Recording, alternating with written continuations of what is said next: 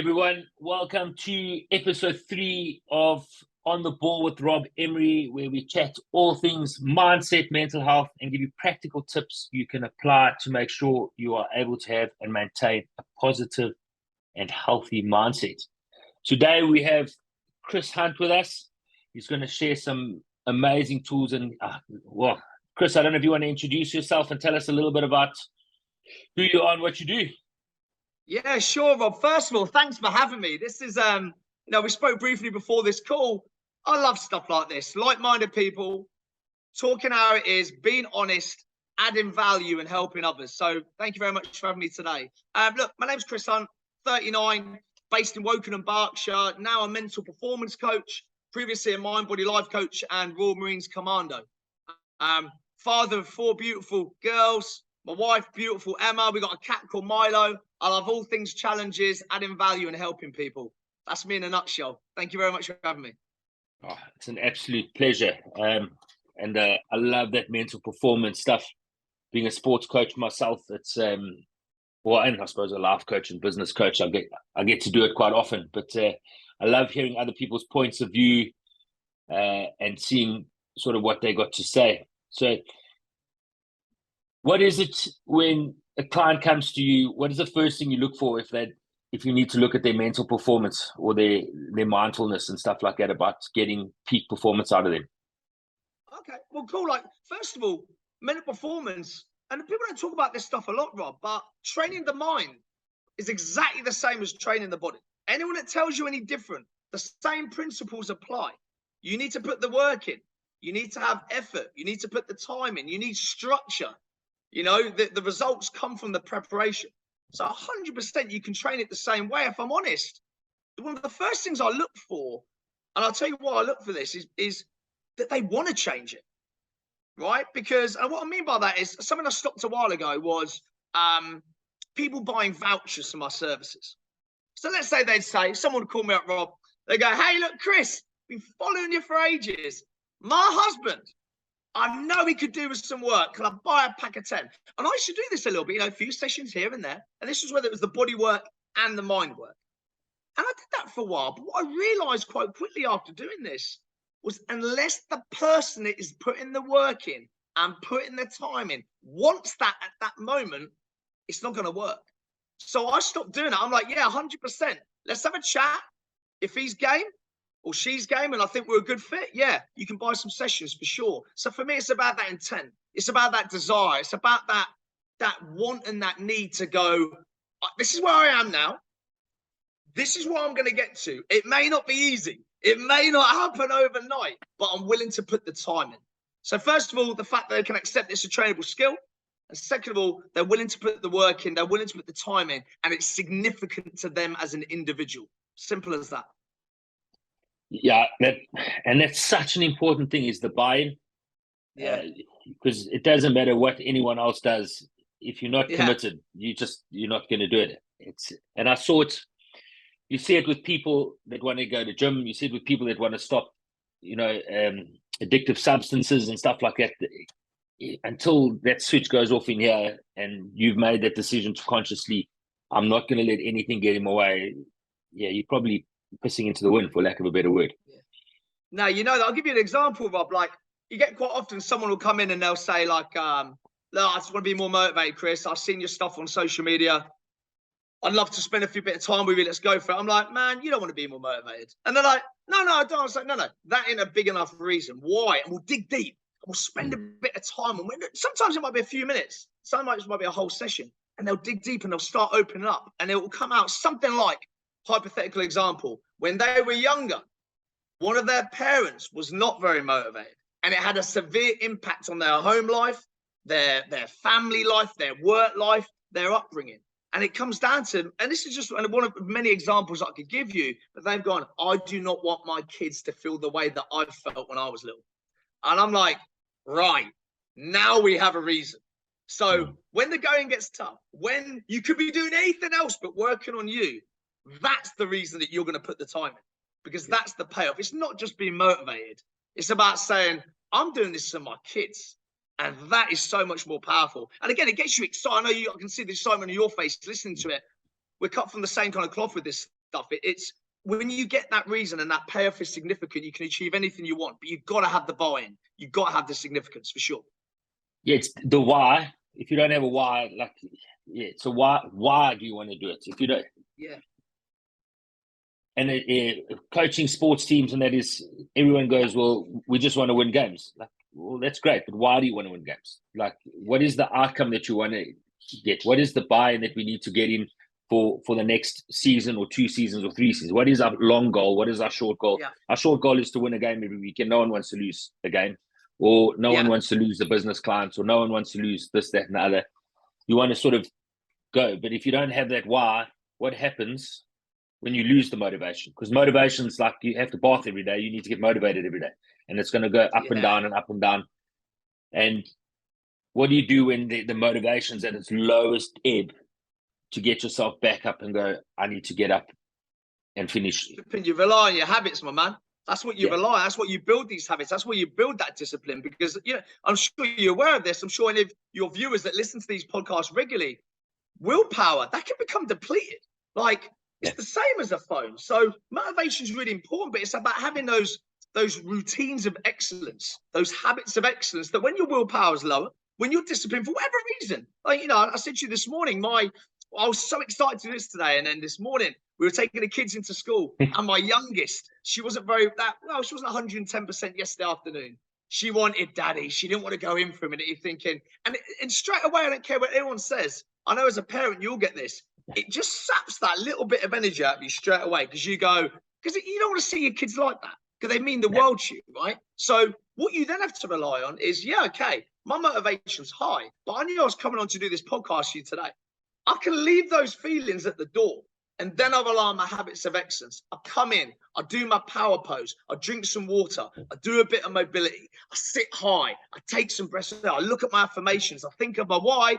Before you know it, I'll be there for my children later. But right now, Rob Emery needs me on this podcast being the best version of Chris, and then you bring it. So routines of excellence are so important. Yeah, that's it. Tony Robbins speaks a lot about that, and he's got the things he does before. I mean, for a lot of my listeners will know, I've got quite a hectic life with my triplets and the cerebral palsy. I don't sleep a lot, so I have to drive a lot of myself on. It's just pure, like, my brain has to push me through the times when it gets dark and tired. And, you know, when everyone else is sleeping, I'm normally up watching Paw Patrol or something with one of my kids. But, and it's that. And every morning, the first thing I do is I make sure I get that gratitude in. I make sure I'm thankful. And then I write my goals down every morning. And not, some people will do daily goals. I do my big goals. What do I want to achieve? What do I want out of my life? I can have daily goals, but for me, if I write down every day, why do I do things and why do I want to do it? It just pumps me up and I go for hours just on that kind of thing. Yeah. And then you start the day on your terms, Rob. That's what you're basically saying. You've spent the time, I bet, you know, curating and designing and being an architect of your morning. So you start the day in the right way. It's like, and everyone knows that's got kids and got a family and got a busy job. Time, if you don't plan it well enough, can just be taken away from you like that. So the good thing about that morning routine, that golden time, is the only thing that's stopping you having that is the battle of the bed. Now, I'm not saying, look, when you've got little kids and you've got other things going on, as I'm sure you're aware, you may have those nights. And I'm, you know, it's the classic, there are 168 hours in a week. And I know that's maths. That's a fact. You can't argue that. But I know everyone's got different things going on. I'm empathic. I'm compassionate. I get that. But when things are important to you, it's like I've got a little sign behind me that says the only bad workout is the one you don't do. Even if it means in your morning routine normally takes this long, you do something on your terms, whether that's meditation, affirmations, a bit of mobility, a little bit of movement, a little bit of gratitude work. But you do something, you get that toolkit out and you say, this is important to me and I'm going to do it no matter what. So powerful. Yeah, so I have a morning routine. Once again, triplets can, if you don't have a structure, you're done. Like, and it's that routine and you talk. So the first thing I do is obviously a cup of coffee. I do my gratitude and stuff. But then I prepare my morning every day exactly the same, in exactly the same way. Because I know in those days that I haven't slept and my energy is low, I'm going into autopilot and I'm going through the motions and I get it done in exactly the same way. Yeah. And like people will come in and I'm like, go away. This is my time, my space. You can come in when everything's ready. But now it's me. This is how my brain starts getting prepared for the day. And it takes me 30 minutes to get that all done before anything else. And it's after being up for 5-6 hours already. But it's just like, that's the way. That routine in the morning is the only proper structure I really get. Having kids with disabilities, it sort of sucks everything else out of the way. So I try and plan things as best as possible. And you put as much structure in. What do you do? The 80-20, 80% structure, 20% for chaos. Yeah. Yeah, you know that, right? But I love what you're saying there, Robert. It's like you make the time. You know what I mean? You make the time and you front load it. Like, we speak about when you have lots of things going on, if you leave things a bit later in the day, there's more chance that something may happen that will mean that you will not succeed in what you're trying to set out at the beginning of the day. Yeah. So if you get it done early on, it's really powerful. Like I said, you get those couple of quick wins, but it's about making it easy to start. So, you probably got people listening, Rob, going, can't do that for 30 minutes. That's all right. That works for you. Start with 5 minutes and then boss it. And when you've done that for a week, go, well, hang on, I can do 5 minutes now. Maybe I can do 10. I make it really simple to start. But as I'm sure you will say, like, having that time, no matter your circumstances, is a huge factor that a lot of successful people and happy people and content people put that happiness and content down to. It's they've got those few small wins in the morning and they've had a bit of time for them. It's so powerful. It really is. Yeah, I had a boss that I worked for, and he every single day, and I was quite young when I started working, and I got into quite a senior management position with him. So me and him were running a restaurant, so I was quite young. Everyone was older than me, but so he had always said, and I'll never forget this as long as I live. He said, "There's 5 P's in life: proper planning prevents poor performance." Bang. You know that. So, and if you just structure your day, and then that's where when I knew when the triplets came, it's like, I have to have a structure with these kids. There has to be a routine. Everything has to be done a certain way. Otherwise, things just don't work. And for some people, it might seem like the smallest odd thing, like doing the medicine, only prepping the medicine after, because they all got epilepsy. I have to give them seizure meds every morning. But our prep, literally, the cereal is all in a bowl. The milk is picked with their special, because they've got like a special formula that they have with their milk that I'm adding to their milk. So basically, like protein shakes with their milk, with their Weetabix in the morning. And then I set up their feed bags, I set up their medicines, I set up everything is ready that you can literally just push a button, pour, heat it up, feed. Done. Spoons are waiting, the whole kit. And like small thing like waiting to do the medicine adds 30 minutes onto it afterwards if you don't do it properly for the 5 minutes before type of thing. Yes, I'm with you. Yeah. So, I agree with you. So that structure is the same. But in your brain, you have to have that structure. Yeah, I think definitely. Like, it's you said there, a great quote about the preparation. I'll add one that to it, and it's one I got taught a while ago. If you care, you prepare. Yeah. And it's funny when you say it to someone, no, have you prepared? They're like, no. I'm like, would you care? Yeah. Well, you obviously don't care enough because you haven't prepared for this one. But if you truly care about something, the care is in the preparation. And you can tell whether, like you said it perfectly earlier on, business, life, sports psychology, personal training, mind, body, life coaching, mental performance. They're all really similar with the way the processes. It's all about this process, but it's about the preparation.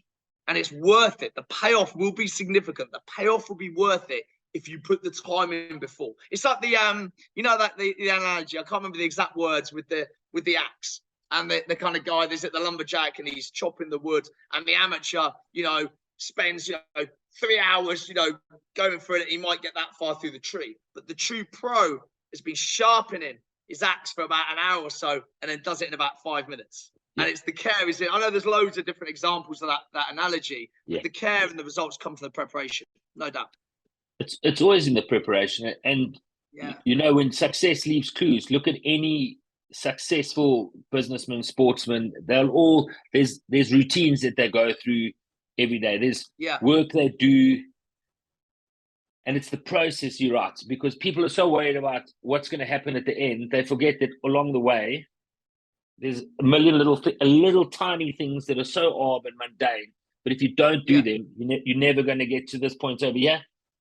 And yeah, in sports, it's something that we try and coach the guys. I'm like, great, we want to win the league, but you have to be at practice twice a week, and you have to do little extras. You have to go for a 5K run at least once. You have to drink enough water. You have to go and do some stuff. You yeah. have to pass the ball 10,000 times to get the passing right.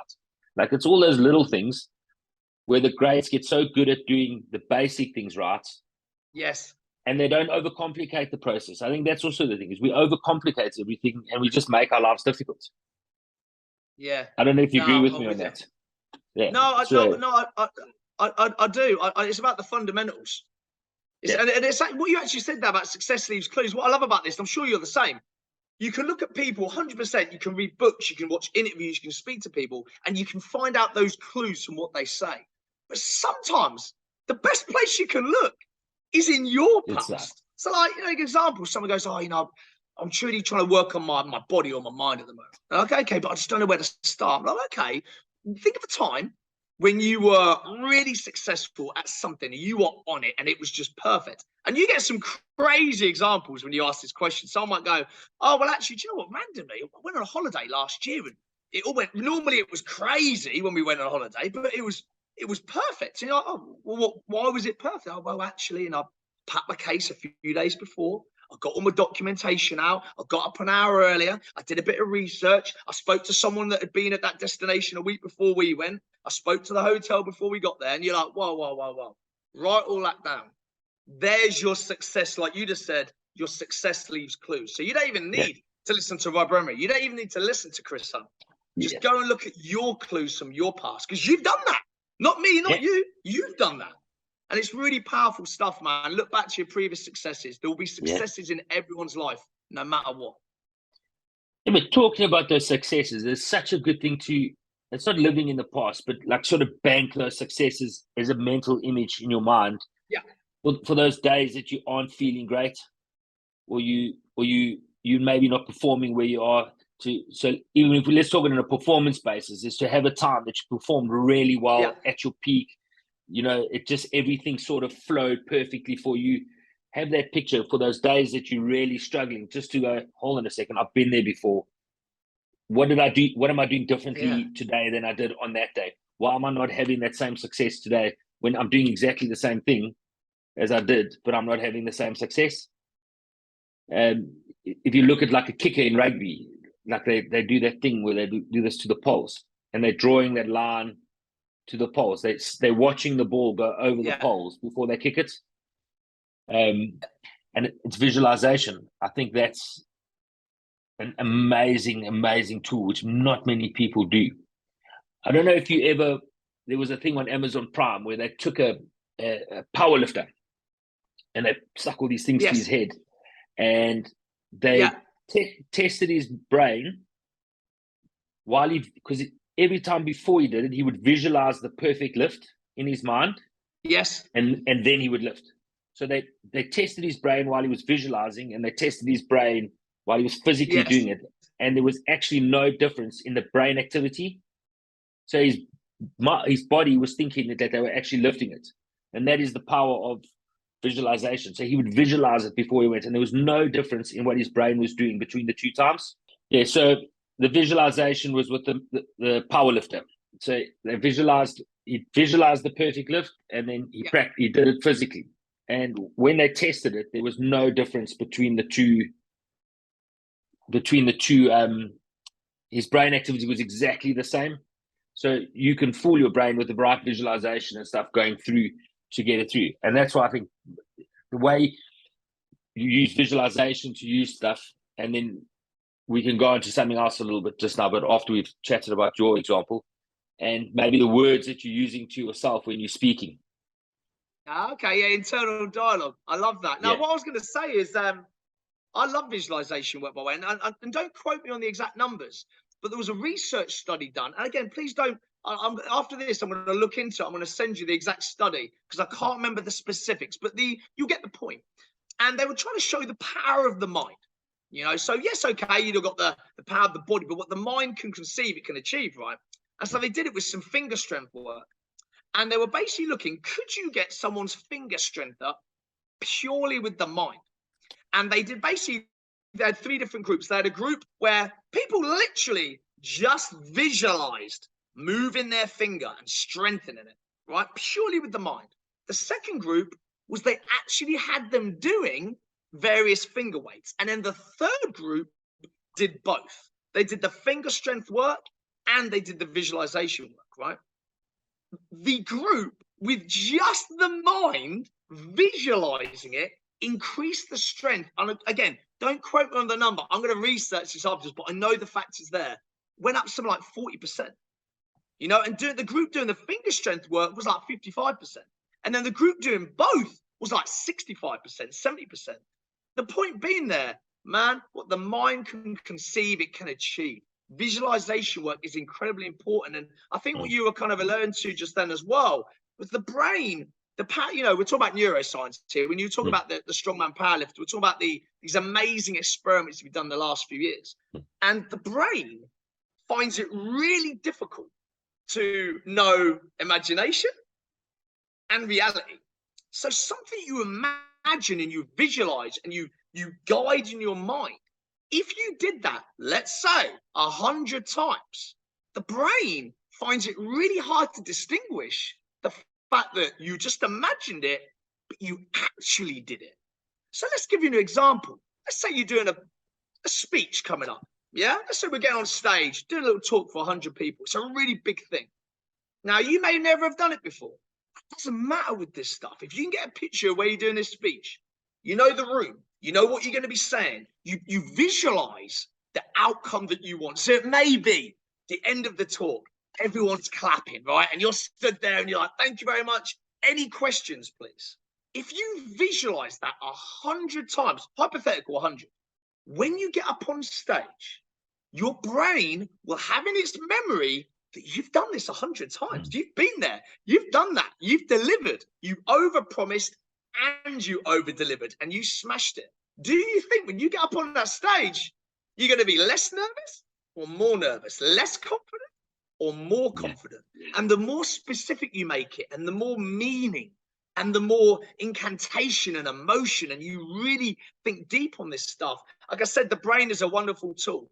And its visualization is something that I like to use. And I'm sure like you have done with some of the people that you work with, incredibly powerful tool. And the beautiful thing about it, doesn't cost you a penny. It just needs a bit of time and a bit of effort. You know that. And that's it. And, you know, I've used it myself. So I'm not going to someone saying, this is a trick that I've seen some, you know, fancy, you know, high school, college or university. This is something I physically did myself. I know for a fact it works. So it was the same with the gratitude and the planning. Like that daily ritual I do, I know it works because I've seen it work in my own life more than once. With the goals, with the thing, the gratitude brings me back to today. So it takes me away from the fear and the anxiousness and the worry about what happened yesterday, what's going on tomorrow. It brings me back to now. What am I doing now? I'm grateful for the fact that I get to sit on this podcast with you and chat about something I'm really passionate about. Instead of thinking about, you know, what happens if the lights go off type of thing. You know, it's an if. It may happen, it may never happen, and we get so worried about this thing or something that's happened that we can do nothing about. That's it. Just come back to the now and just focus on the now. Use your brain. Get that.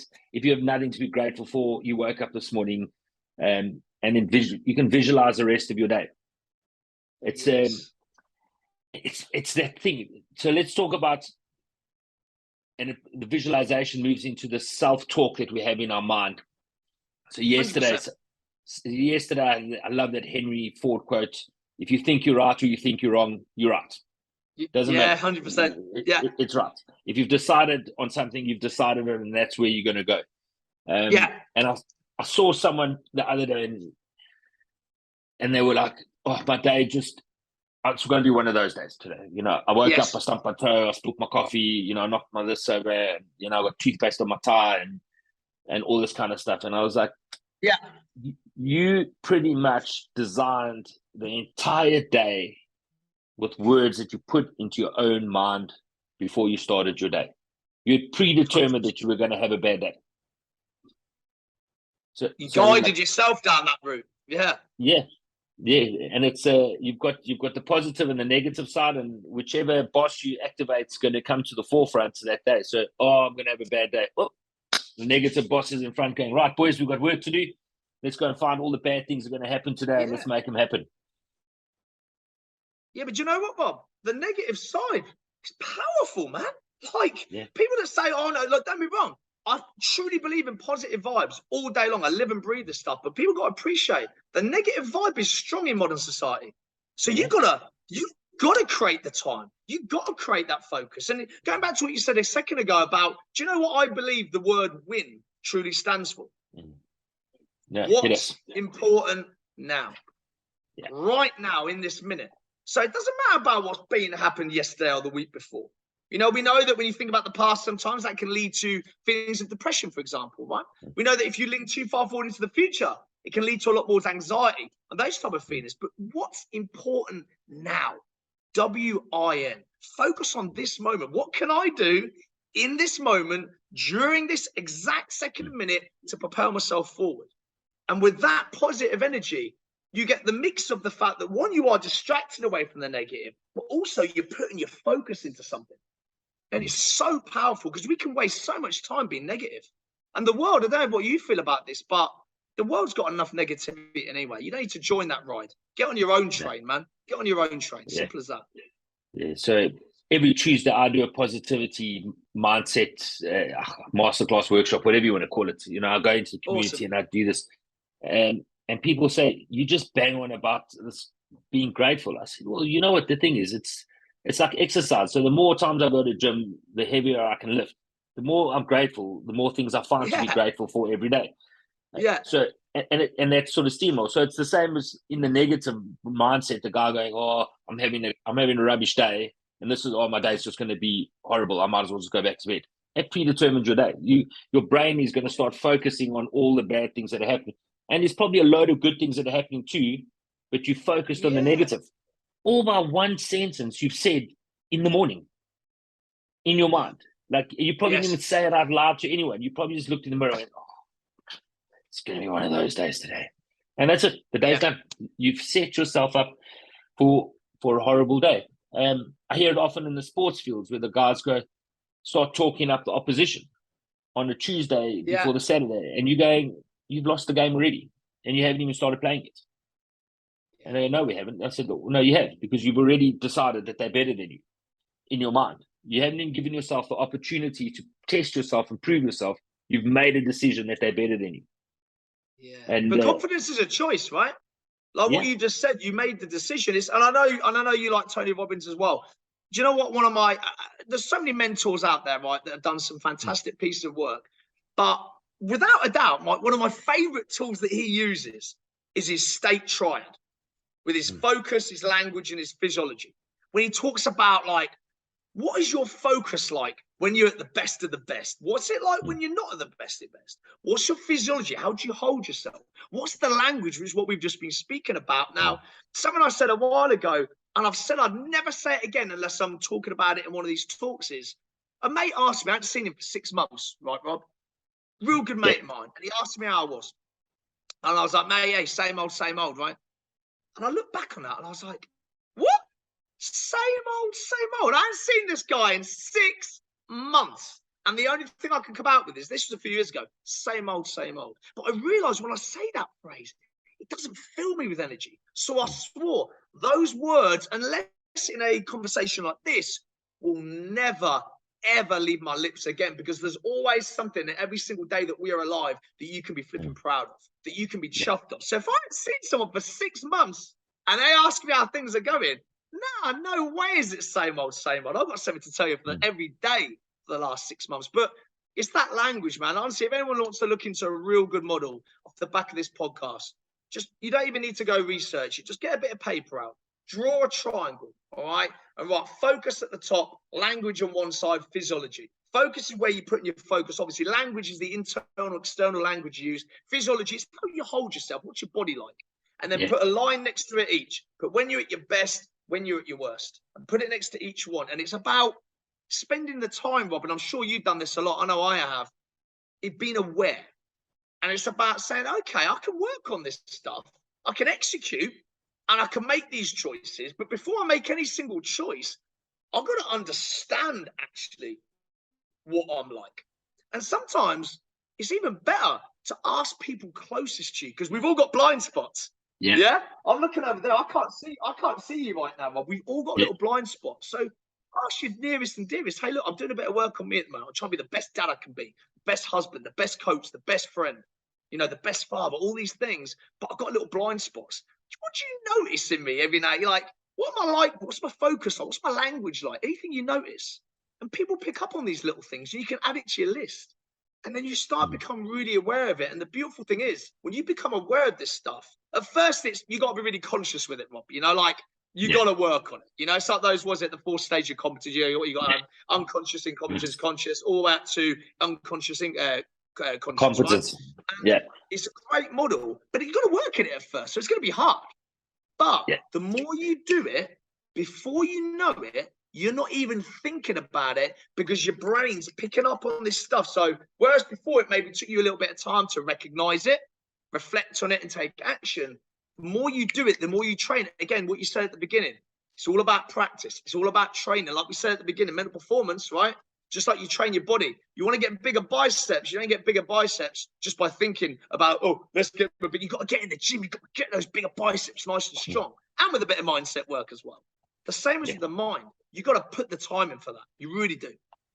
Yes, and talking about your mind is a naughty. It's like, I reckon it's like a little cheeky leprechaun running around in your head going, don't do it. You don't need to go run today, or you don't need to go to gym today. Oh, you'll be fine if you skip a day. It's your mind is trying to just play these stupid tricks on you. And I've found the days when I'm probably the most tired and unmotivated, those days that I go and run, or I go and train, or I go and do what I have to do, are the most fulfilling, because I get back and 100%. I'm like, you've won the battle today. You've won it.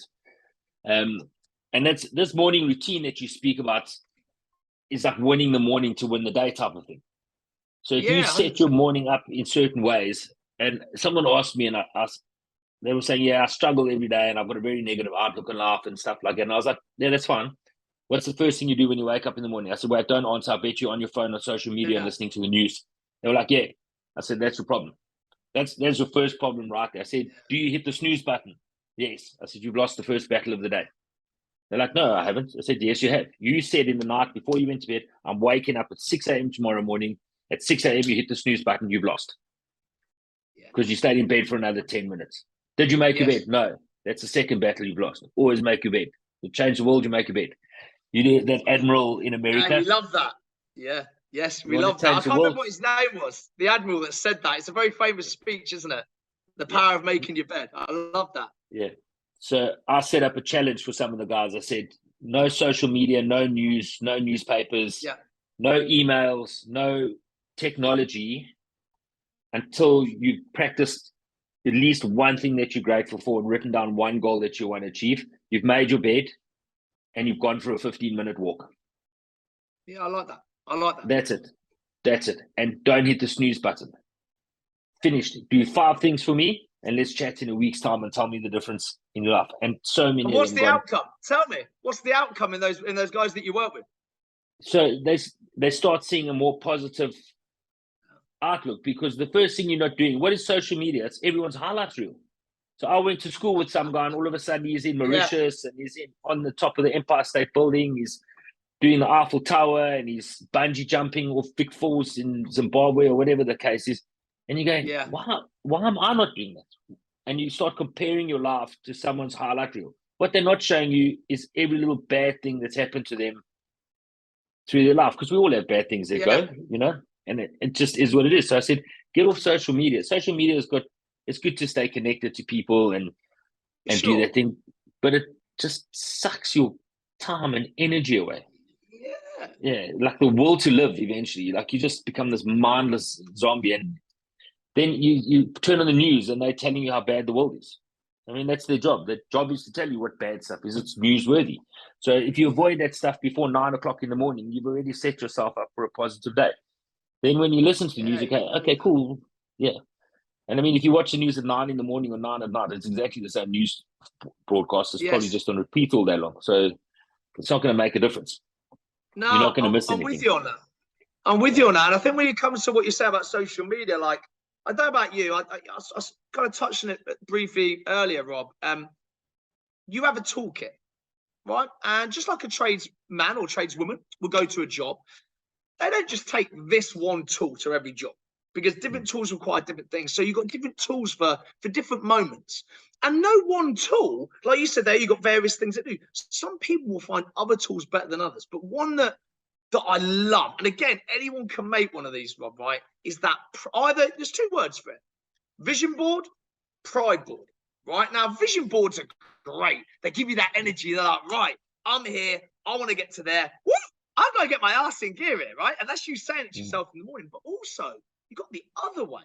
You got the pride board. So rather than going on social media, looking at someone else's highlight reel, look at your own highlight reel. Yeah. Have a board, like whether it's a PowerPoint slide, a photo that you like, a collage, all this free software. You can do this like this. Back in the day, these were done with, you get a big bit of paper and cut out pictures from photo albums and quotes. Now you can just do it on your computer. It takes you 5 minutes. Go into your pictures, things that you've achieved, things you've done. Now I can tell you now, and this is for all the audience listening, if you've got two people, right? Or I've got myself. I've got Chris that looks at his social media profile in the morning and everyone else's social media profile. And I've got Chris that looks at a vision board and a pride board, the pride board being my favorite one. I know which Chris is going to come out and show the world the best version of Chris that day. And it's the pride board all day long, because it fills you with that sense of energy, that pride, that desire to go, I've tasted this and I want more of that. But that's, again, that's all in yours. And everyone can do this stuff, Rob. Everyone can do this stuff. It just needs to be aware and put the time into it. But again, I've said it a few times, but the payoff is significant. The payoff is truly significant. Yeah, and I think putting those vision boards and stuff like that, and people will go, it's all wishy-washy and manifestation, and that doesn't work. I made the intention I will leave my job, and I want a different job, and I want better money. So I said, well, okay, cool. You want to earn more money? So how much you earn? Now I earn £1,000 a month. Okay, cool. I'll give you £1,001 per month. That's not what I meant. I said, but that's what you told me. You said I want one more. Yeah. If you're not specific about that goal, life's going to give you what you want. And they'll say, oh, cool. I'll just give you £10 more a month, instead of, you're going to say, I want to earn X amount and I want to live there. I want to buy that car and stuff. But don't attach your happiness to that either, because then it's a destination happiness. You're only happy fleeting. It's the journey that goes through it. And again, it's the processes to get there. Yeah. But when you put those pictures up, and this is how manifestation and vision boards work, it's like visualization. I'm putting the picture of the car I want up there. What does my mind start doing? It starts looking for opportunities to buy that car, or opportunities to get a new job, or opportunities to go and do something that you want, or go to somewhere where you want, or have the body that you want, or whatever the case is. When you put that picture up and you look at it every day, your body starts activating, your brain starts activating the pathways, and that's what you start looking for. It's the old yellow car analogy, Yes. I was just going to say that. Yeah. You don't often see yellow cars, and then all of a sudden there's yellow cars everywhere. Those cars were always there. You just weren't awake to them. Yeah, it's funny, Rob. What you've just talked about there, it made me, and I always have a really good laugh about this with one of my long-term clients, right? And I've known him for a long time, and we worked on a variety of goals, all right? And I've always preached about, like we said again, you've got to want to do something.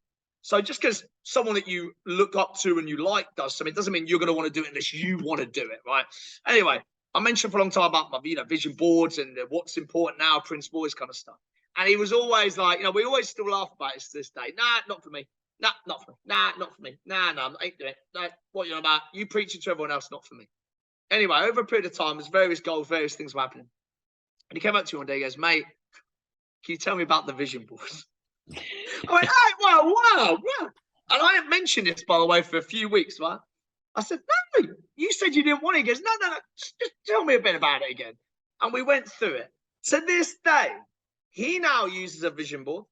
His wife uses one, and his kids, they look at them as well. And I'm like, and that's, again, it comes down to this. Just because at this moment in your life, it might not be the right time to do it. That's okay. Just be open to fact At another time, it may then be the right time. Like I said client, it's funny. We always have jokes about it. And now we use that example as when I try and bring something up and he might go, don't know. I'll go, hey, vision board. And he'll go, oh, go on, talk to me about it. Yeah, It's stop funny. it. It's very funny. Yeah, and that's it. It's how powerful your mind can be. And when you, sometimes not right now is okay. But I think visualization should be something that people should use more often in whatever. And it's like you say, there's no limit to what you can use visualization for.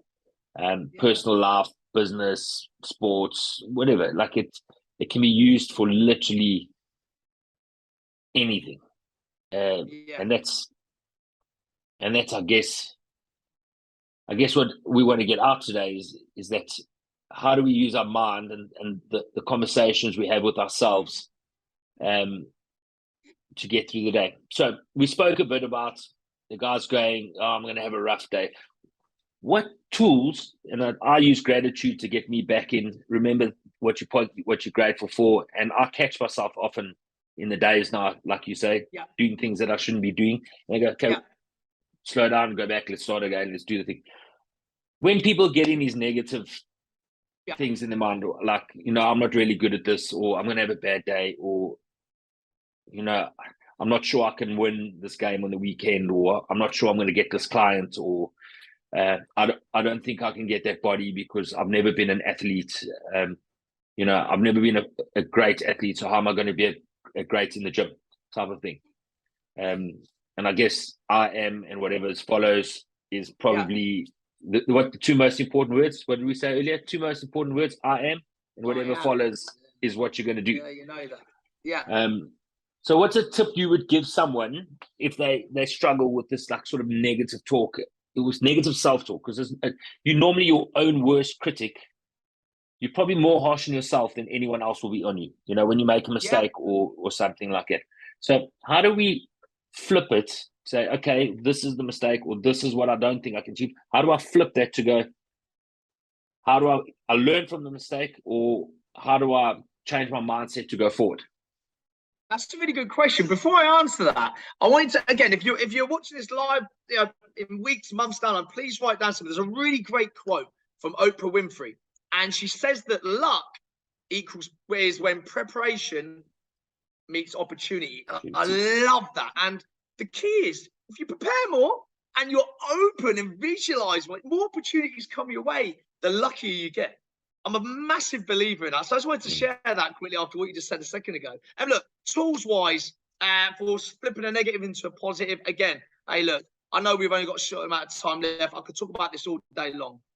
But for me, Nats to Rats is my favorite tool. And you can write this down if you want. Nats to Rats. Nats stands for negative automatic thoughts. We completely change them to rational alternative thoughts.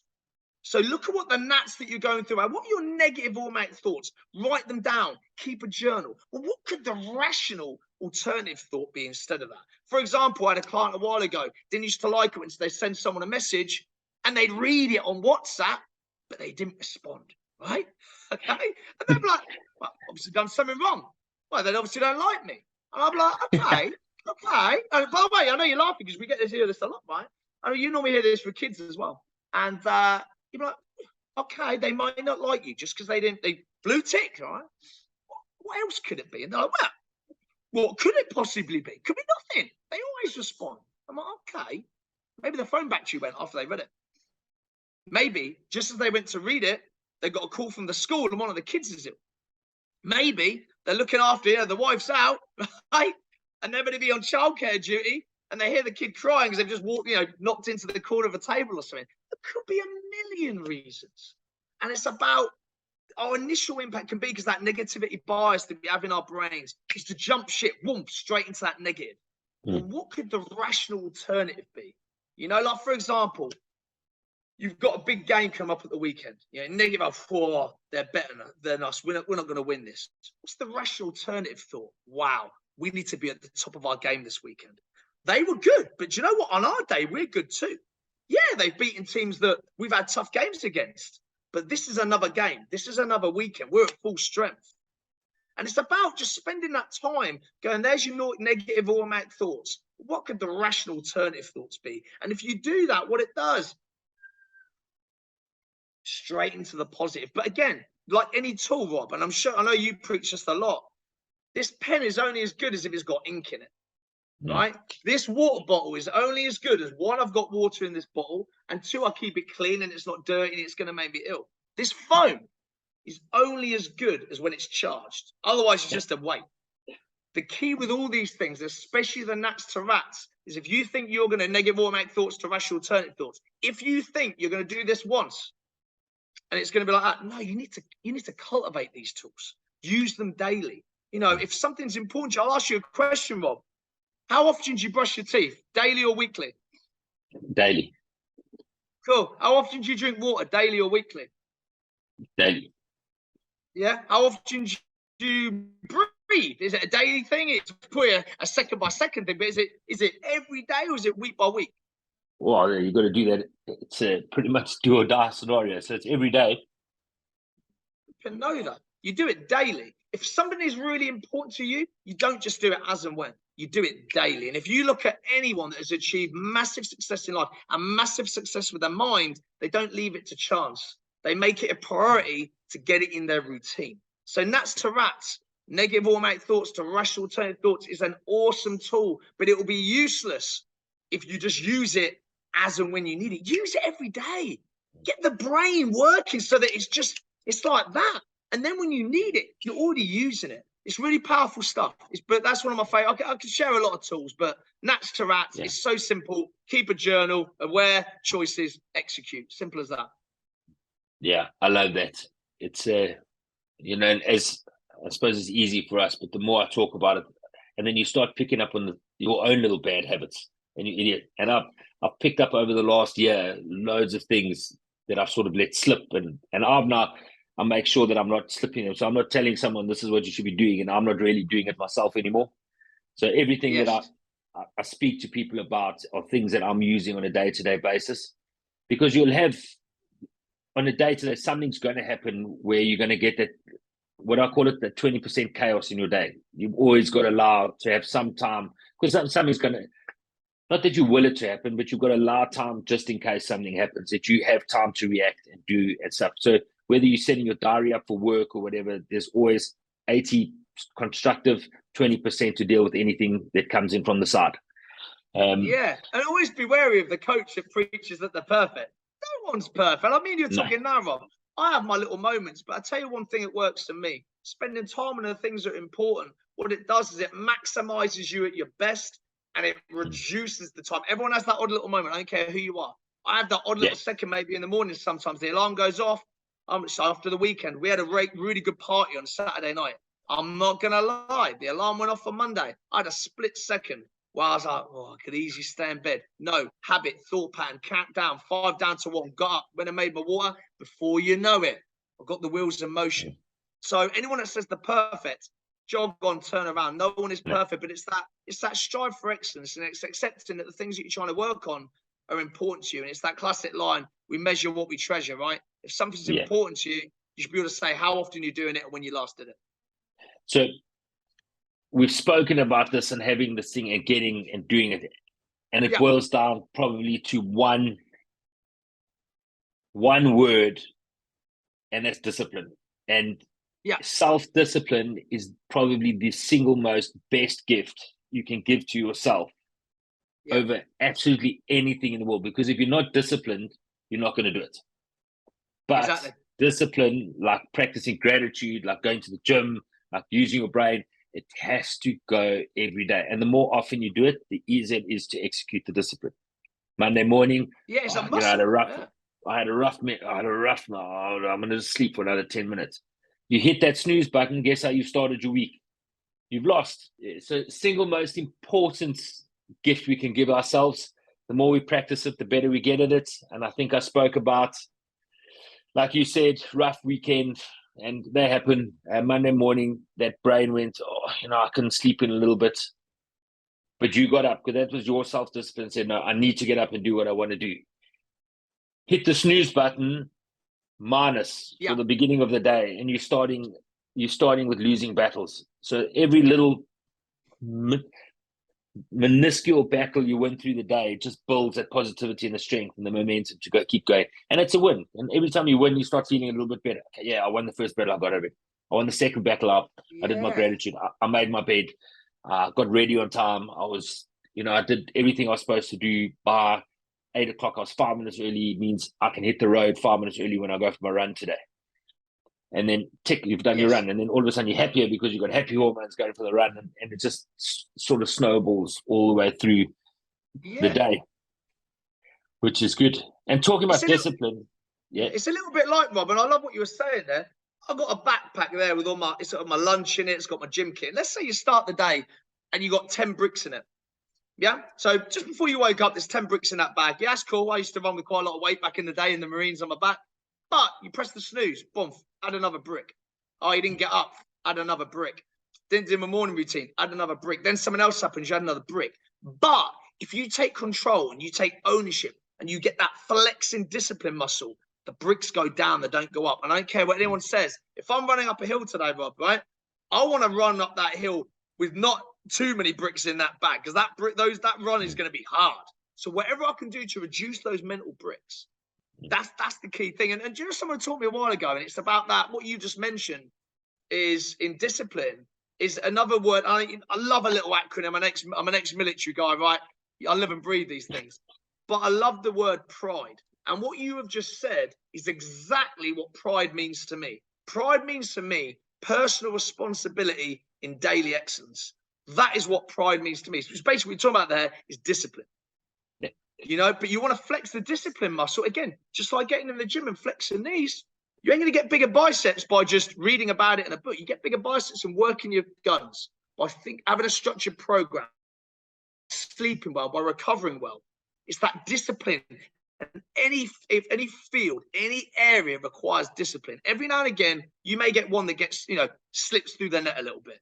But most of the time, 99% of the time, people that have succeeded in an area, it's because of discipline.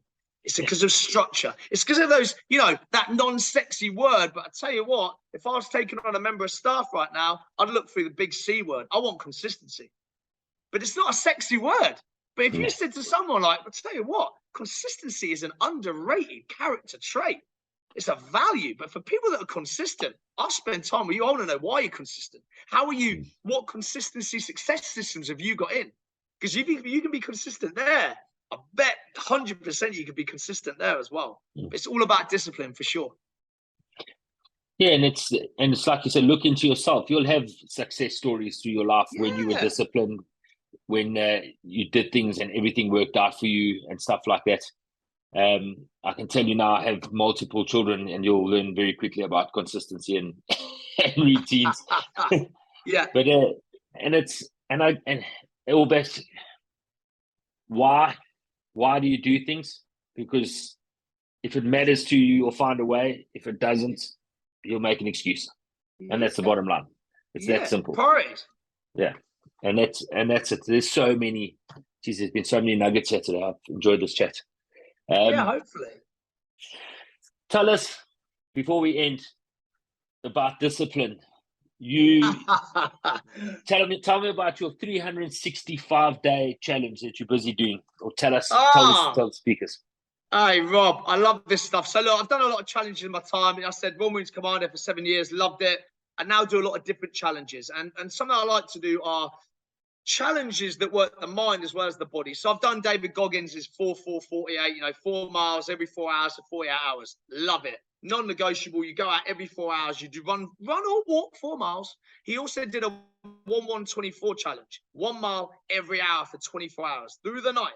You can't sleep in a little bit later. You can't say it's on the hour. Every hour you're going down a mile. Well, I wanted to take it up a notch. And I was like, look, they're cool challenges. But it's just 48 hours. It's just 24 hours. I can push myself that far. And you see a lot of people talk about 12-week challenges, 90-day challenges, things like that. Well, what I'm running is the 365-day challenge of doing a 5K every single day without fail. And today, and I'm actually going to go out running in about half an hour. Today is run number 304. So yesterday was 303. And honestly, Rob, like, it's a tough challenge, right? Like, you're running every single day. But I don't see it as a physical challenge, Rob. It's a mental challenge because, and I'll tell you why I got excited about this. If you've got a few minutes for me to tell you about it. Yeah, it's good. When I first was talking about this year's challenge, I said to my wife, and I was like, man, I want to come up with another challenge this year. Like, last year was cool. The runs, the marathon, the boxing fights I had. I love all that. I want something a little bit different. I want something a bit more longer, but within the scope of still being at home, not like go and climb a crazy mountain and I'm away for 2 weeks. Because one of my values is family. Fair play to anyone who does that stuff. But I like being at home. And I spoke about running. I could run every day. She went, and straight away, she went, can't do that. We're going to Disney this year. Boom. Done. There's the challenge. And the reason why, because it just made me feel that little bit uncomfortable. Because I was like, oh, God, right. That's the point. I'm going to Disney. Hang on, I've got a lads trip in Portugal as well. I've got all these things going on. And that for me is what makes a challenge. When you just have that little element of uncomfortability, it made me feel just that little tiny bit nauseous and fearful. And so what I did is I leant into it. I said, that's the challenge for this year. Hey, look, we're nearly there. Yeah, 304 down. Was it 61 left? I'm excited to get to the end of it. There's been some days when it's been easy. There's been some days when I've had to, really just, the time is not optimal. You know what it's like when you got a family, right? You got things going on. When we went to Disney, we got up there, we were getting picked up by the taxi at 5 a.m. We got all the kids up at 4:15. I got up at 3:30 and went and did my run. I've done, we were going out, and I used the Disney example. When we went to Portugal, went on a lads trip, Rob, right? Everyone knows what boys trips are like, right? Yeah. And that was in March. To say it was drink-fueled would be an understatement, right? And we went out on the first night, and that next day's run, I'm not going to lie, I can put it out there. This is a live podcast that's talking. It was horrible. I can't put it. It was a horrible hungover run, but you know what? I did it. Why? Because I said I was going to do it. And when you get people say, oh, a bit like, we're talking about rugby and I think with your team and are you going to be able to manage that? When you get that, you either lean forward or you lean back. And for me, this running, but anyone can do this. And honestly, like, I'm doing a 5K a day. I average anywhere between 20, 21 minutes, 25 minutes. I try and get a bit of a recovery run in once a week. So I'll slow it down a little bit. Because you've got to be clever. The fact is you're running every day. Now, don't get me wrong. I'm not getting that much quicker at running. And I'll tell you why. Common issue with people with training. I know we're talking about this today, but you've got to allow for recovery. Yeah. So in terms of physical performance-wise, I'm not going to lie. My runs, they're not getting much quicker at the moment because I'm not recovering. But what is happening is the mental side of things. This muscle is as flexed and as aesthetic and as strong as possible at the moment. Now, don't get me wrong. I think when I get to the end of this year, I'll do my last run on New Year's Eve. I'm going to take a couple of days off running. I'm then going to do a run maybe 3 days later, and I'll put money. It's going to be rapid. 100%. I'm geared for 5Ks. But this challenge for me was not about the physical performance. It was about the mental performance. Yeah. And when you get people go, what about this? What about that? That's what makes a challenge. So look, I'd recommend it. It's, you got to look after your body. I'm not going to lie. Like, it's a lot of running. There's a lot of impact. So I'm clever with it. I don't just do road runs. I go in the woods.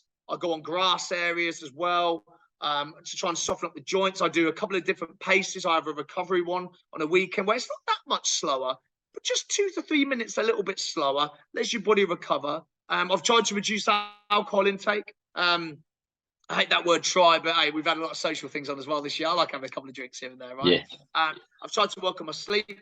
But I really would recommend it. If there's a challenge out there, and you don't have to do this, you might do 100 days, you may do 50 days, but pick a number that gets you slightly fearful, that makes you feel a little bit uncomfortable, because when you feel like that, that means it's a good challenge.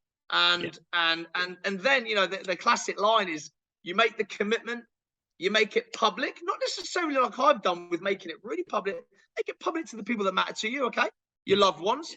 And then daily execution. Talk about it, write about it, bring it up. Even doing it now with you, Rob. I'm now on day 304, so without sounding arrogant, it is such a habit right now. I don't need to instill it anymore. But I tell you, even having this conversation now, I'm like this. I can't wait, without being rude, to get off this podcast, lace up my trainers and go and get today's rundown. You Yeah. know, write about it, talk about it, converse in it. And you'll find that you naturally push some people away because they're not into that type of thing. But you then also naturally pull people towards you as well. And if you can have that impact on someone that you don't even know through a friend of a friend, and you know, I get people randomly messaging me saying, "Hey mate, look, I heard you doing this crazy running challenge. Like, what's the charity you're doing it for?"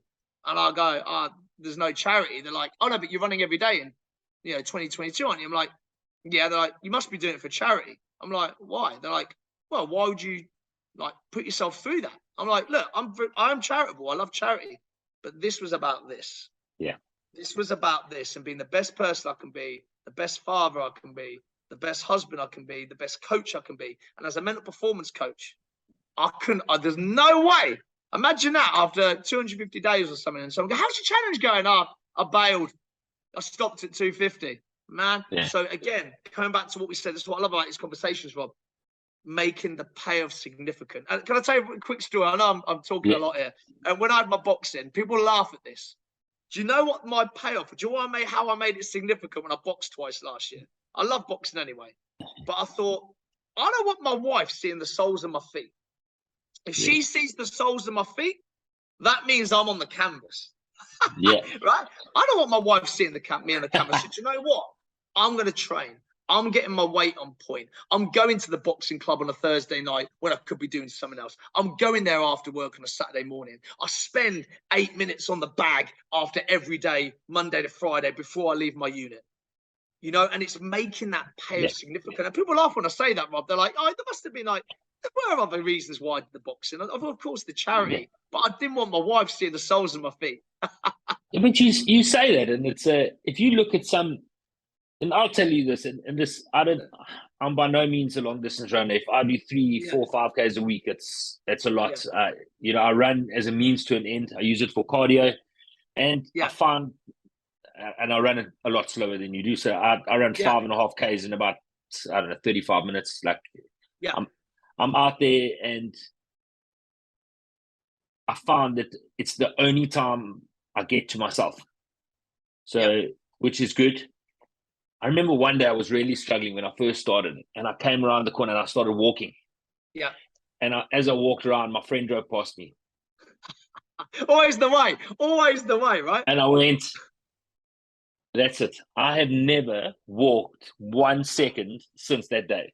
And it was like, that was embarrassing. Like, he saw me walking, but, and it's like, you don't want to let people down. You know what I'm saying? It's like, I don't want to let people down. So people ask me often, how do I get through every day? I run on an hour and a half sleep most nights. I've got triplets with severe, or profound cerebral palsy and epilepsy and challenges, and my wife's in a wheelchair, and, I'm trying to run a business. I'm trying to, and I'm trying to do all of these things. And people say to me, how do you do it? And the one thing that sprung to my mind, and I never thought about it, and it just reminded me now when you were speaking about it, is I don't want my family to see me quit. Yeah. Contagious, that is. Yeah. I do not want anyone to see me. I do not want my family to feel at any minute that I'm not there for them. I will break down barriers. I'll break down walls. I will go without sleep. And I train a lot. I'm coaching people. I'm busy. Like, I run 18, 19, 20-hour days. Lucky if I get a 2-hour proper sleep in. I mean, and that's it. I mean, my Fitbit reckons I sleep probably 35 minutes of power sleep every night. Wow. So but a lot of things that is out of your control, isn't it? You work with what you work with. Yeah, you know that. So I'm a massive person of rest and recovery, if that makes sense. So you speak by and why, but you need to rest. And it's like you say, these things are only as good as when they got their battery. I can't fill other people's cups if mine's not full. So I've sort of found ways around it. It sounds really stupid, but at 5 p.m. most afternoons, I'll have a 20-minute nap. Yeah, okay, yeah. Or 3 o'clock in the afternoon or something before the kids get home, or, when we've got carers in helping with the kids and stuff like that. It's literally 15, 20 minutes, and I back on it for the next few hours. I can then go play touch rugby, I can go coach rugby, I can go to wheelchair rugby, I can go do whatever I need to do just after that 20 minutes. And if I slept more, I'd probably be even more productive. But my life doesn't allow for that. So get your buy-in. Why? get your rest in recovery. Don't water. I find days I don't drink water, I feel worse. It's like getting headaches. I feel tired. I don't feel, Yes. you know what I'm saying? So it's just, and it's small, silly things. It costs you no money on earth just to keep yourself going every single day. If it's that little bit of, it's that bit of self-care and working with what you work with. And I know you really, and I love what you're doing with your podcast. I love what you do out of sight with your work, where your focus area goes. And you know what? I read a statistic the other day in it, and I want really people to listen to this as we close towards the end of this chat today. I read it, and I know there's lots of different stats from different countries, different age groups, but this specific report that I read was saying that out of the 10,000 surveyed, about 33% of the adults in the survey are going through some form of mental health issue. Now, remember, mental health is the same as physical health. It's along a spectrum, okay? So it's not that you have it or you don't have it. It's along a spectrum. And out of that 33%, only 10% seek help about that when they're going through and they get feelings and negative emotions and negative routines.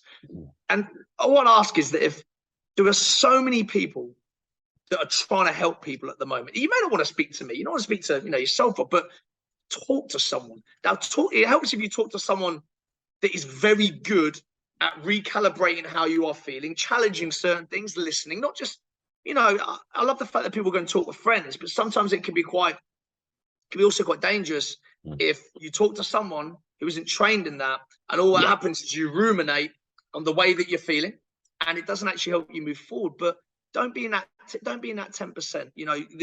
Everyone has something to offer this world, and while you're in not the best place, you can't be offering the most value to your loved ones and yourself. So don't be in that 10%. Reach out, speak to someone, right? I agree with it. I struggled at one stage where I just didn't want to do anything. I suppose it's probably, if I think back, it's things got to top me. My kids were looked after, my family, you know what I'm saying? But I just really didn't have the mojo to do anything. I would look for excuses to go and lie down and just switch the TV on type of thing. But I'd also found I wasn't doing my morning routine every day. I was getting lazy with those kind of things. And it's like we spoke about, being real is, I learned the times that I feel the worst is when I'm not doing the stuff that looks after me. Gratitude is the foundation for me for everything. And I believe that if you're grateful, you can build. Your positivity builds, your mental strength builds, you start filling your cup. Yes. If you speak about that and, like going to speak to someone, and some people are embarrassed and they're like, I don't want to go speak to, I don't want people to think I'm weak. People won't think you're weak. There's no more sign of strength than someone that says, I need help. That is willing to put their ego aside and go, I need help.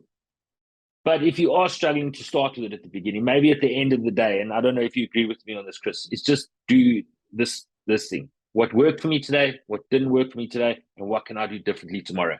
Yeah, and if you just do that with your first thing in the morning, gratitude, you finish your day off with that, and maybe finish your day off with gratitude as well. I believe you should bookend the day with gratitude. Yeah, for sure. And you'll find as you're going, what worked for me today, it's not going to be one thing. You'll start building a whole bunch of things that worked for me. And then you'll see that what didn't work for me will start getting less.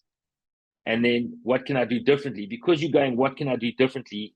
This that didn't work for me, what can I do differently to make this in the next column tomorrow? And then your mind will start working. And if what didn't work for me is I didn't go speak to someone, then write it. Tomorrow I will go speak to someone. Tomorrow I will, and just it'll get there, and eventually you will go and speak to someone. And there are loads of places that you can speak to. They're all over, like Mind. I think Mind. Rob Brady does Mind.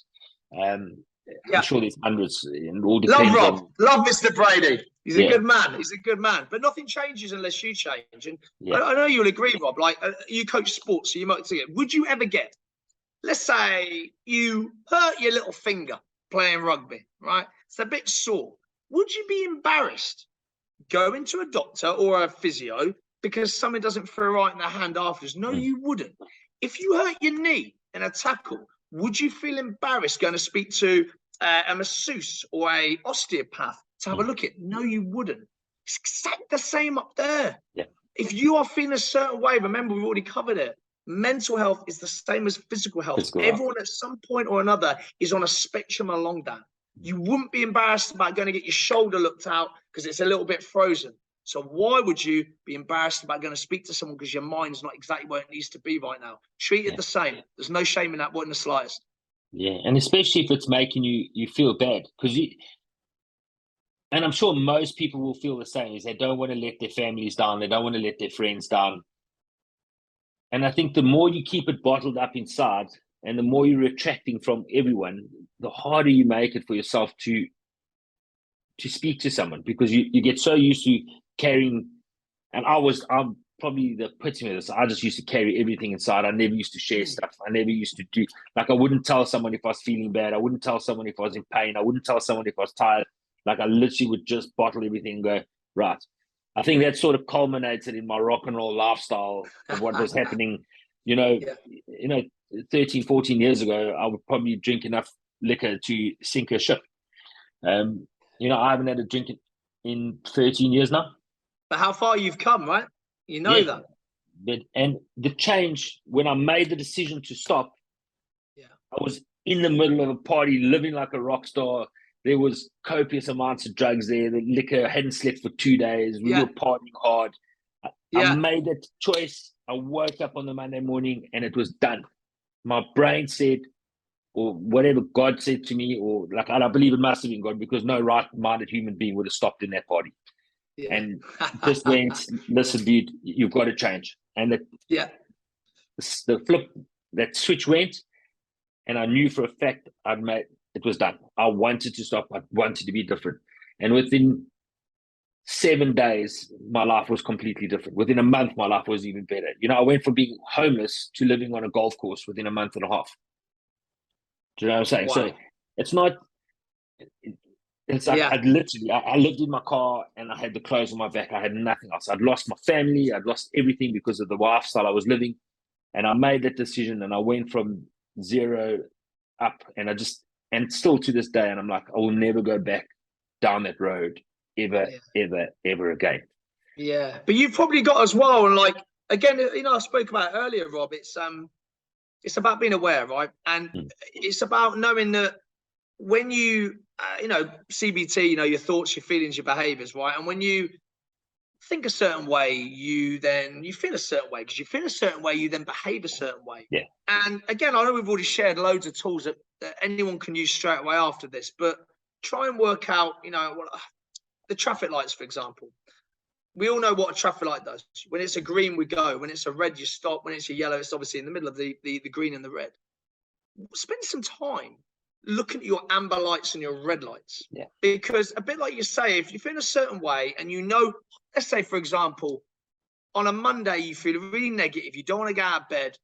You're very down. You've got low mood. You're doom and gloom. But one of the things that happens to lead you that way is, let's say you drink a copious amount of alcohol, hypothetical, on a weekend. It's about having that awareness that when you do these things, it's going to lead you to feeling that way. And if you can kind of proceed that and be aware of that if you don't do those things, there's a high chance that you won't feel that way. And again, it's knowing your threshold.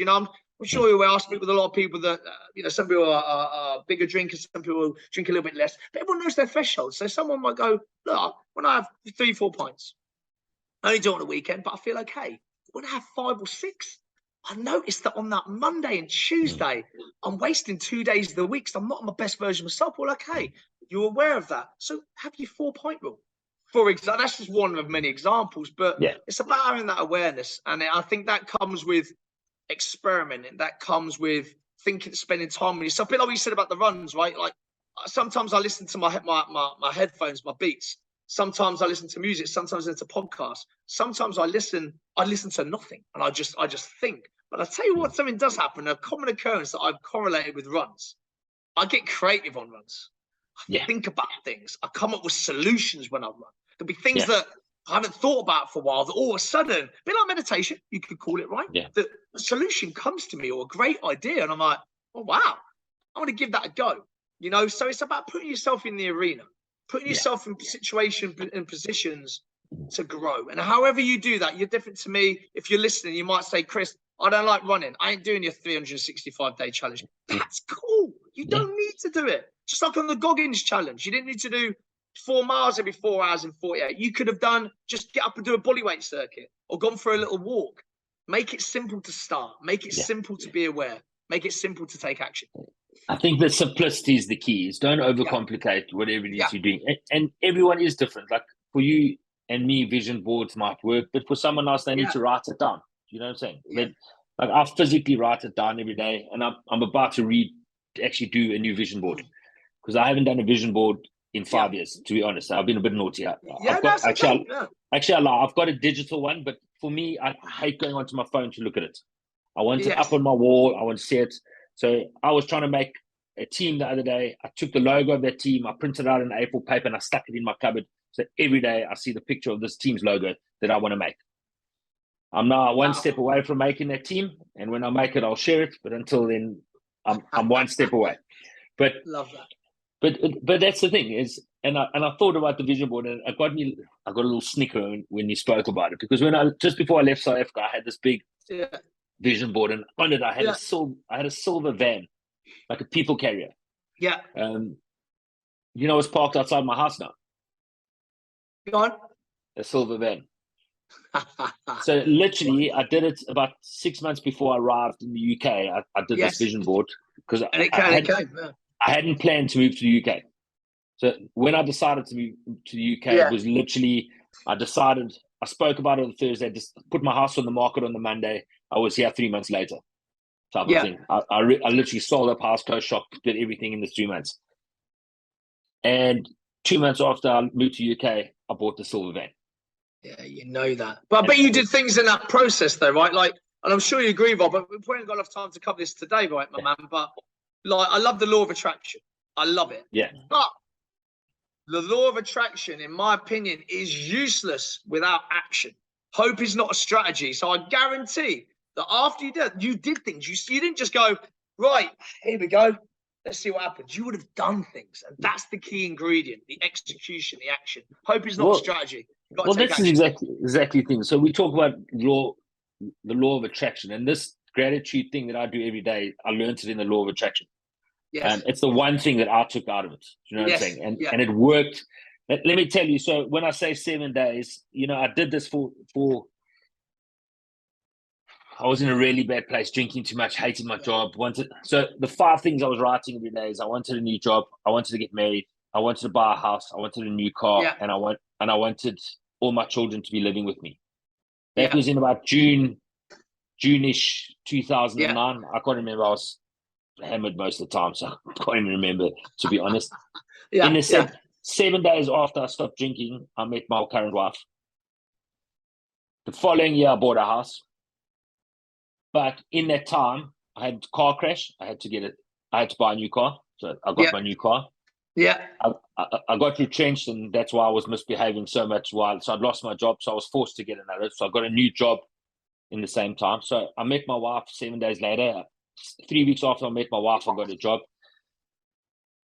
Just under a year later, we bought a house.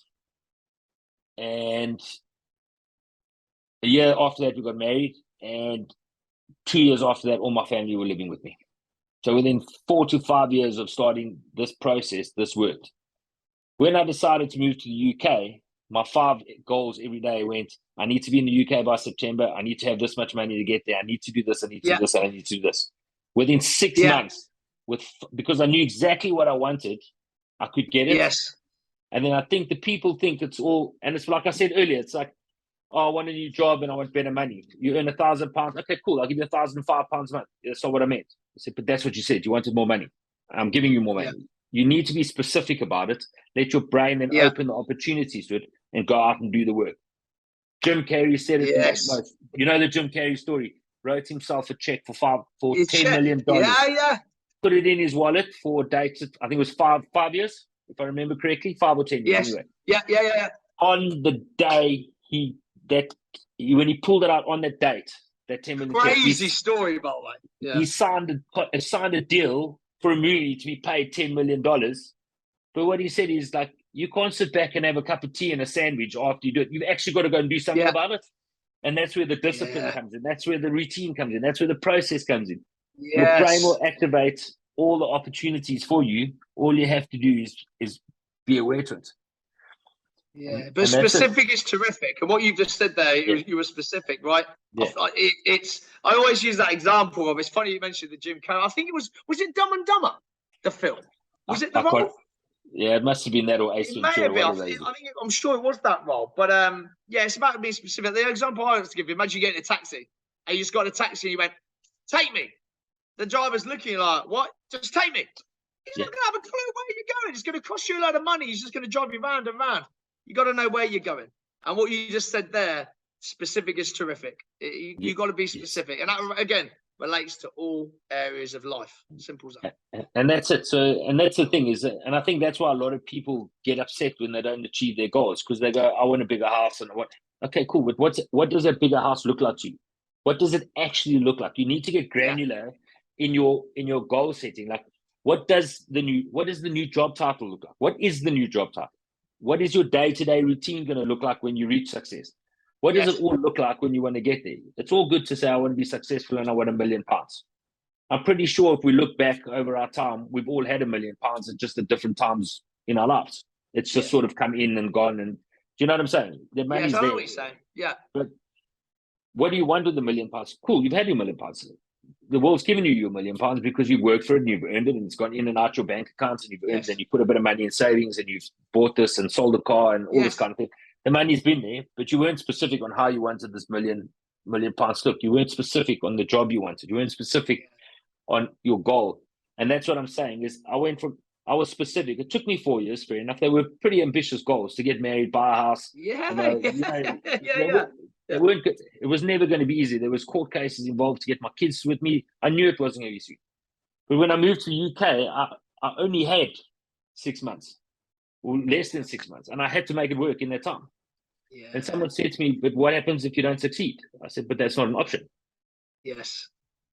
That was it. Like, I didn't have an option. There was no plan B. There was this is the plan, and this is how it has to be, and I need to be there by this time. I think at the end, I arrived here probably full time a month after my goal had been set.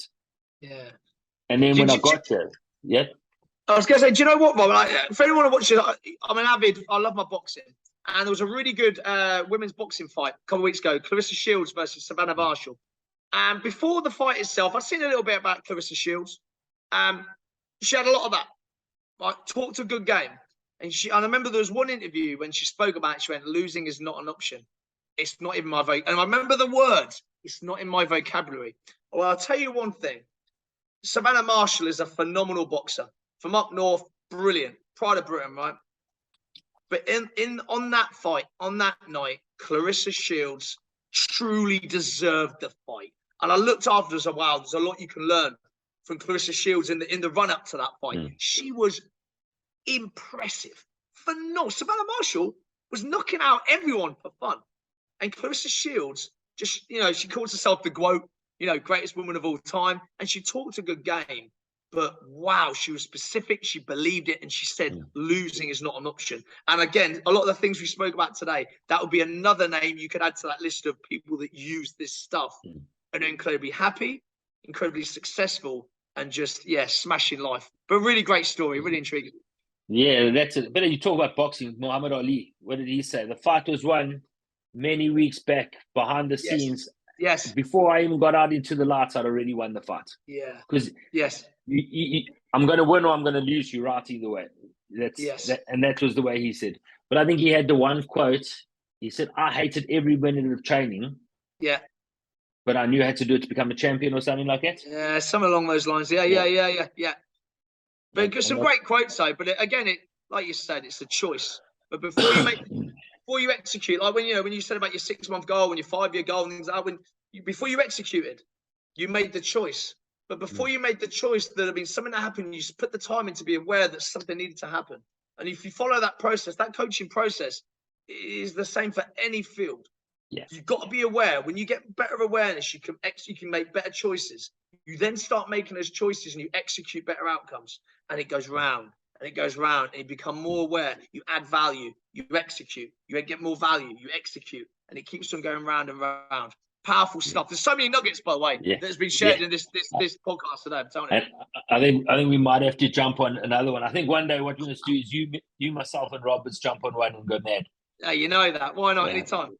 Yeah, we'll do it. But yeah, I think just as a last little nugget, is there Yes. anything else you'd like to share with the listeners before we call it a day? Oh, do you know what? Paralysis by analysis. I don't want to share anymore. I just want to reiterate what I've already said. It starts with you. Yeah. If you are listening to this, if you are watching this week, this month, a decade, it's the beautiful thing about content. It does its little journey and it goes around. But whenever you watch this, just know that it starts with you. And if you want to change, you want something to change in your life, it starts with you. It may not happen overnight. All right. We live in an Amazon Prime generation now, right? You order something. If it's not there either that day or the next day, but unfortunately, the mind isn't quite like that. It doesn't just happen, but it does start with you. So if there's something you're not happy about, don't settle for feeling that way. Find ways of improving it. Spend time talking with people. Listen to more podcasts. Watch more films. There's an amazing amount of content out there. Speak to people that have already done what you want to achieve, or look back to your previous successes. Yeah. But it's all there for the taking. You just got to want it enough. Yeah. And remember to flip that negative mind chat into the positive. Yeah. What's the alternative? And just go out and smash it. I think that's it. Yeah. So that's to rats, baby. That's what it's about. Yeah. So that's good. Yeah. Thank you very much, Chris. It's been a pleasure speaking to you. I know we could probably do this for weeks, never mind hours. But yeah, let's call it a day there. And we'll definitely do this again soon. Have a good one. And thanks, everybody. Emery out.